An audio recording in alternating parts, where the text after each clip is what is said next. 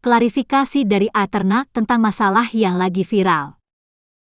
Aku mengerti kenapa orang-orang di luar sana itu merasa aku menyudutkan Kingdom. Dan aku di podcast itu sebenarnya nggak ada nyebut Kingdom sama sekali. Tapi memang aku menggunakan kejadian RRQ itu sebagai contoh. Maksud aku dari mengatakan nggak semua fanbase itu baik, itu sebenarnya tidak menyudutkan Kingdom, guys.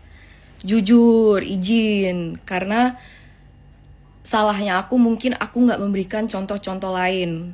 Karena sebenarnya ada momen di mana teman-teman caster atau teman-teman host itu dihujat sama oknum-oknum dari tim-tim lain gitu. Tapi mungkin salahnya aku di podcast itu aku cuman memberikan contoh yang aku kasih.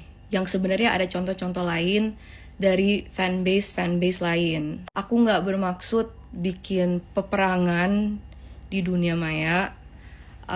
Aku ngeliat comments yang cukup jahat juga terhadap Kingdom, ngatain Kingdom ini, ngatain Kingdom itu aku nggak ada maksudnya sama sekali. Point aku tuh sebenarnya adalah untuk mengangkat problem hujatan-hujatan yang sampai nyerang personal, guys, yang sampai ngatain fisik, sara, dan segala macem, mau itu dari fanbase apapun. Aku jujur nggak sadar kalau misalkan akan diklip sebagaimana rupanya dengan plot seakan aku menyudutkan Kingdom. Itu aku beneran jujur dari lubuk hati aku tuh aku nggak ada niatnya sama sekali, guys. Dan aku terima konsekuensi dari perkataan aku.